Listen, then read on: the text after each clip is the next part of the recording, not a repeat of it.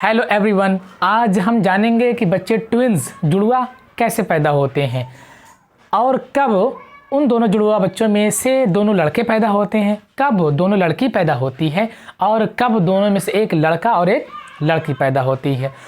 Twins या जुड़वा बच्चे मेनली 3 टाइप्स के होते हैं, 3 प्रकार के होते हैं। समान जुड़वा बच्चे जिसको इंग्लिश में आइडेंटिकल ट्विंस कहते हैं, असमान जुड़वा बच्चे फ्रैटर्नल ट्विंस बोलते हैं इंग्लिश में, और तीसरा है साइमीज ट्विंस या अभिन्न जुड़वा बच्चे।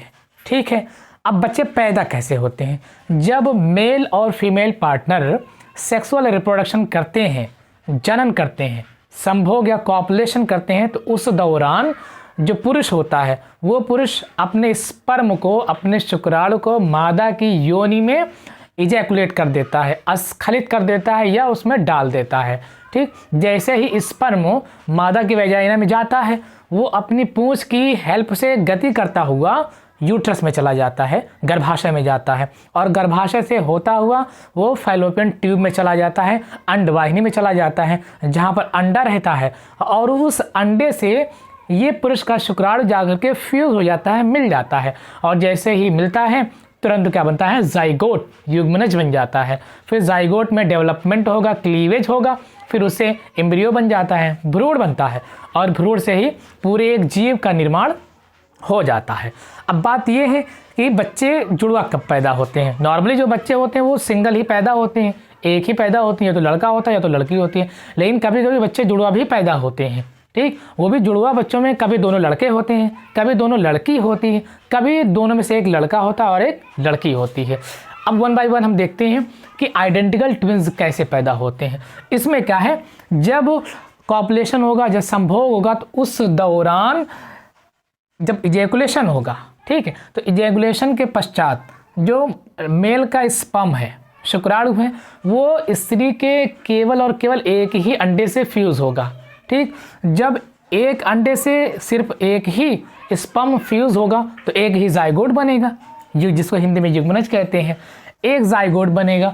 अब इस जाइगोट का कुछ दिनों तक डेवलपमेंट होगा, उसमें क्लीवेज होगा, उसमें विदलन होगा, फिर उसके बाद उससे क्या बनेगा? एम्ब्रियो। ठीक, अब एम्ब्रियो आगे चल करके 2 भागों में बंटने लगता है। ठीक है, यानी एम्ब्रियो, अब देखिए यहाँ पर है ना, ये एम्ब्रियो 2 भाग में बट रहा है, और आगे चल करके ये एम्ब्रियो 2 भागों में एकदम पूरी तरह से अलग हो जाता है, 2 भागों में बट जाता है, और उन दोनों एम्ब्रियोज में जो क्रोमोसोम नंबर रहेंगे, जो क्रोमोसोम रहेंगे वो एकदम सेम रहेंगे, उनके जो फीचर्स रहेंगे, उनके जो जेनेटिक कैरेक्टर्स रहेंगे, आनुवंशिक लक्षण रहेंगे, वो भी एकदम सेम ही रहेंगे। यहाँ तक कि इन दोनों एम्ब्रियोज से जो जनरेशन, जो संतान, जो बाल बच्चे पैदा होंगे, उनके सेक्स या उनके जेंडर या उनके लिंग भी समान रहेंगे। मतलब क्या है, दोनों या तो लड़के पैदा होंगे या तो दोनों लड़की पैदा होगी। ठीक है ना, ये हो गया आइडेंटिकल ट्विंस। दूसरा है फ्रैटर्नल ट्विंस। इसमें क्या होता है कि इसमें स्त्री के 2 अंडे का निषेचन पुरुष के 2 शुक्राणु से होता है। जब 2 अलग अलग अंडों का फर्टिलाइजेशन 2 अलग अलग स्पर्म से होगा तो 2 जाइगोट भी बनेगा। ठीक है, 2 युग्मनज भी बनेगा।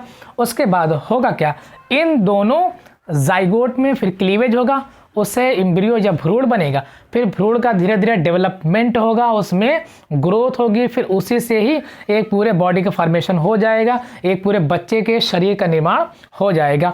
और ये जो दोनों एम्ब्रियो से बच्चे पैदा हो रहे हैं, इनमें क्रोमोसोमल कैरेक्टर डिफरेंट रहेंगे, इनमें आनुवंशिक लक्षण भी डिफरेंट रहेंगे, इनके नेचर या स्वभाव भी डिफरेंट ही रहेंगे। ठीक है ना, और जो बच्चे पैदा होंगे उन दोनों बच्चों में से एक लड़का हो सकता है, एक लड़की भी हो सकती है। ठीक है ना, ये हो गया आपका फ्रैटर्नल ट्विंस। तीसरा है साइमीज ट्विन। अब देखिए इसमें क्या होता है कि इसमें भी स्त्री का एक ही अंडा पुरुष के एक ही स्पर्म से या शुक्राणु से फ्यूज होगा और एक ही जाइगोट बनेगा। ठीक, फिर क्या होगा, जाइगोट में फिर क्लीवेज होगा, उससे बनेगा एम्ब्रियो। अब एम्ब्रियो आगे चल करके 2 भागों में बटने तो लगता है, लेकिन पूरी तरह से बट नहीं पाता है। वो एम्ब्रियो 2 भागों में पूरी तरह से अलग नहीं हो पाता, बल्कि अटैच रहता है। ठीक, अब ऐसे जो बच्चे पैदा होते हैं उनका शरीर जुड़ा हुआ होता है। ठीक है, मतलब क्या है, या तो सीना अटैच रहेगा, बॉडी एक ही रहेगी, लेकिन सिर्फ दो रहेगा, सिर दो रहेगा और उनका शरीर जो है वो जुड़ा रहता है, अटैच रहता है। थंबनेल में फ़ोटो लगाया गया है, आप थंबनेल में उसको देख करके समझ सकते हैं, ठीक है ना। तो आई होप ये आपको समझ में आ गया होगा। अगर आपको उस वीडियोस पसंद आई है, कुछ आपको नॉलेज हुआ है कि जुड़वा बच्चे पैदा कैसे होते हैं, तो आप वीडियो को लाइक, कमेंट और शेयर भी कर सकते हैं। मिलते हैं नेक्स्ट वीडियो में, तब तक के लिए धन्यवाद।